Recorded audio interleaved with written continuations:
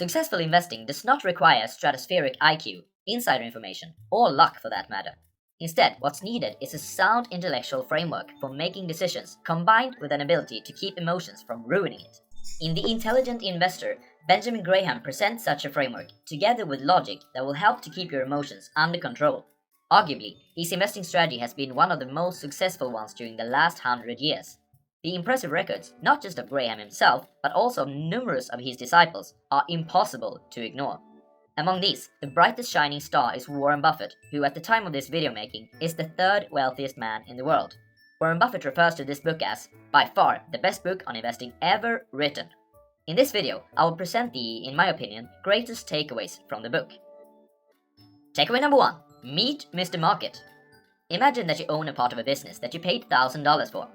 Every day, a certain bipolar person called Mr. Market comes to your home with an opinion about how much your part of that business is worth. Furthermore, he offers to buy your share or sell you an additional one on that basis. History has shown that Mr. Market's opinion about how much your part of the business is worth can be pure gibberish. For instance, back in March 2000, he estimated the value of your share to be $2,600.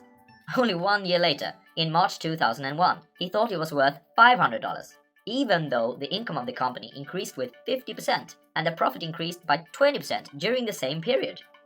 Should you let this guy decide how much your $1,000 of interest in that business is worth? Of course not! One of Graham's core principles is that a stock is not just a ticker symbol combined with a price tag, it's an ownership interest in a business.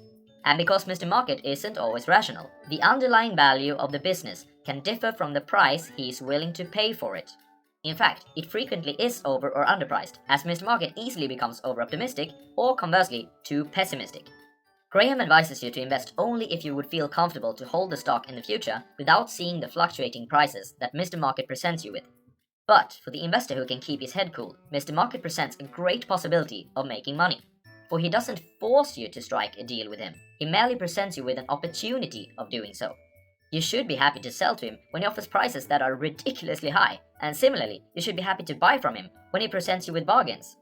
We must consider that at the time when Graham wrote this book, people were far less bombarded with news, forecasts, stock quotes, and so on than we are today. Back in the 1970s, Mr. Market arrived once a day, together with a morning newspaper. Today, he wants to do business with us every time we open our phone, which, if you're anything like me, is more than 100 times every day. Just because Mr. Market visits you more often, it doesn't mean that you must trade with him any more frequently than people had to in the 1970s. If he doesn't present you with an offer that meets your standards, ignore him and move on with your day. Takeaway number 2. How to invest as a defensive investor. There are 2 types of investors according to Graham, the defensive or passive one and the enterprising or active one. Most people are better suited for the defensive strategy as the time they are willing to dedicate to investing is limited. The defensive investor should create a portfolio with a mixture of bonds and stocks, say 50% stocks and 50% bonds. Note that how much you should devote to each asset category depends on your life situation and the current difference in the average yield of stocks versus bonds. Restore this allocation once or twice every year, so that if stocks suddenly make up 60% of the portfolio compared to only 40% in bonds, sell stocks and buy bonds until 50-50 is restored. Invest a fixed amount of capital at regular intervals, for instance, straight after you get your salary. This is called dollar cost averaging and will allow for a fair average price of stocks and bonds. Most of all, it will assure that you don't concentrate your buying at the wrong time. For the stock component of the portfolio, the defensive investor should aim for the following 8. 1. Diversification in the companies he invests in. 10 to 30 companies should be adequate. Also, make sure that you are not overexposed to a single industry. 2. The companies should be large, which Graham defined as generating more than $100 million in yearly sales. After inflation, this equals approximately to $700 million in today's value. 3. Look for companies that are conservatively financed. Such a company has a so-called current ratio of at least 200%.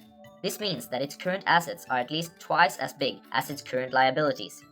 4. Dividends should have been paid to shareholders for at least the last 20 years.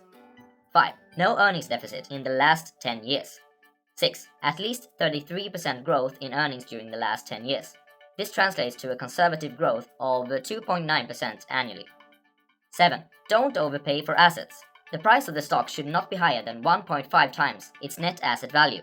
The net asset value can be calculated by subtracting the company's liabilities from its assets. 8. Don't overpay for earnings either. Don't let the PE ratio be higher than 15 when using the last 12-month earnings. An alternative today is to invest in an index fund, which by definition will have returns similar to the average of the market. If you are satisfied with an average reward through your investing, you only need these two first takeaways. However, if you thirst for more, you will also need to consider takeaway number 3, how to invest as an enterprising investor. As it's so easy for the defensive investor to get the average return of the market, it would seem a simple matter to beat the market. You just devote a little more time to investing than these average investors do, right? To be an enterprising investor and to beat the market is much more demanding than such a logic suggests. It requires patience, discipline, an eagerness to learn, and a lot of time. Many professionals and private investors alike aren't suited for this. It's easier to fall victim to the price quotations of Mr. Market than one could possibly imagine. Just listen to these two statements from the early 2000s, at the peak of the dot-com bubble, made by the chief investment strategists at two large mutual funds. It's a new world order. We see people discard all the right companies with all the right people with the right visions because their stock price is too high. That's the worst mistake an investor can make. Is the stock market riskier today than 2 years ago simply because the prices are higher? The answer is no. But the answer is yes, yes, yes! Of course, both statements turn out to be costly for the investors who put their money in these funds. Since the profits that companies can earn are finite, the price the intelligent investor should be willing to pay for these companies must also be finite. Price is truly an important factor for the enterprising investor. Just like the market tends to overvalue companies when they have been growing fast or is glamorous for some other reason, it tends to undervalue the ones with unsatisfactory development. The intelligent investor should therefore try to avoid so-called growth stocks as much as possible. Why? Simply because the investment decision is based relatively more on future earnings, and future earnings are less reliable than current valuations. If you, on the other hand, can find a company which is valued lower than its net working capital, you essentially pay nothing for all the fixed assets such as buildings, machinery, goodwill, etc. The net working capital can be calculated by subtracting total liabilities from current assets. Such companies were proven truly profitable during Graham's investment career.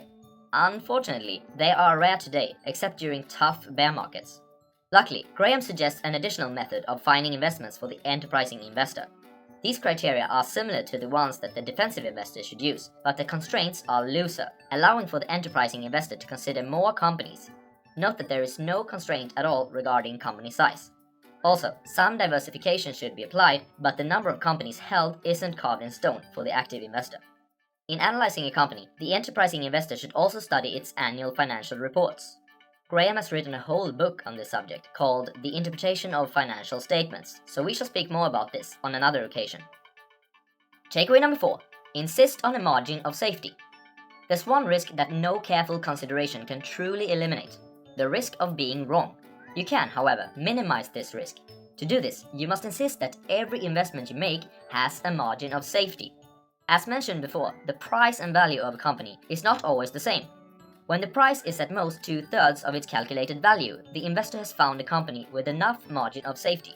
You wouldn't construct a ship that sinks if 31 Vikings board it, if you know that it regularly will be used to transport 30 of them. Neither should you invest in a stock that you think is worth, say, $31 if it currently is priced at $30. It might be that your calculation is wrong.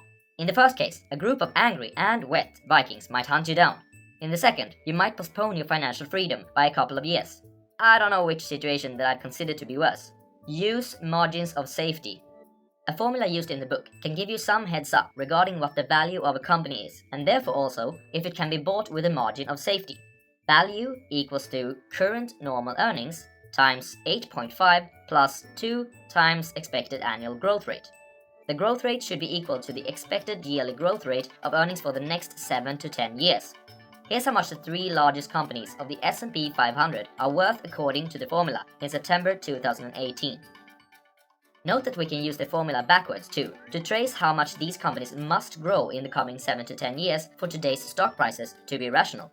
There's a huge discrepancy here.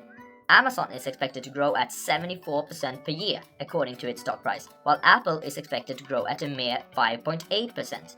Do you think that this is reasonable? Takeaway number 5. risk and reward are not always correlated. According to academic theory, the rate of return which an investor can expect must be proportional to the degree of risk that he is willing to accept. Risk is then measured as the volatility of the returns on the investment, meaning how much it has differed historically from its expected value. Graham doesn't agree with this statement. Instead, he argues that the price and value of assets often are disconnected. Therefore, the return that an investor can expect is a function of how much time and effort he brings in his pursuit of finding bargain assets. The minimum return goes to the defensive or passive investor, while the maximum goes to the enterprising investor, who exercises maximum intelligence and skill.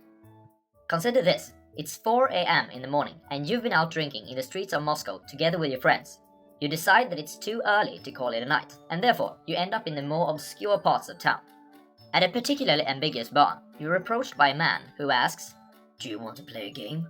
"Well, of course, games are fun," your bravest and least sober friend replies. The man puts a revolver in front of you, which is loaded with a single bullet. "I'll give you $10,000 if you dare to take a shot. Russian roulette." Your drunk friend reaches out for the gun, but you stop him. "I think we'll pass on this one," you politely inform the man. "I thought so," he replies. "What about $100,000 for taking 2 shots?" Now, this story represents the academic way of demanding a higher potential reward for taking a higher risk. In the first offer, you were to receive $10,000 at a 16.7% risk of blowing your brains out. In the second offer, the reward is $100,000 because the risk of putting a hole through your head has increased to 33.3%. Seems logical, right? But stock market investing doesn't have to be like that. Remember that price and value are not the same. When you buy a company at 60 cents on the dollar, you have a great potential reward and a low risk. Furthermore, if you can find another company that you can buy at 40 cents on the dollar, you have found an even better potential reward combined with an even lower risk. How could anyone in their right mind argue that it's riskier to buy a dollar at the price of 40 cents than to buy a dollar at 60 cents, just because the potential reward is higher? Quick recap of the 5 takeaways. Firstly, the market tends to be overoptimistic and too pessimistic from time to time. Don't let this influence what you think the true value of your assets are. Instead, see it as a business opportunity where you get to deal with a person who has no idea of what he's doing. Secondly, the defensive investor should go for a diversified portfolio of stocks and bonds, where the stock category consists of primarily low-priced issues. Thirdly, the enterprising investor should also aim for stocks that show lower price tendencies. If he can find a company that is trading below its net working capital, he might have found his Dorado. The fourth takeaway is that the intelligent investor should insist on a margin of safety when acquiring an asset. And finally, takeaway number 5 is that risk and reward aren't necessarily correlated. What do you think of Graham's advice? Are they still as applicable today as they were back in the 1970s? Share your thoughts with other viewers in the comments below. As always, if you want me to summarize a specific book on investing, personal finance, or money management, please comment on that as well. And if you find that any of the takeaways of this book is especially interesting and want me to elaborate on it, don't be shy, you may comment on that too. Thanks for watching guys, and have a good one.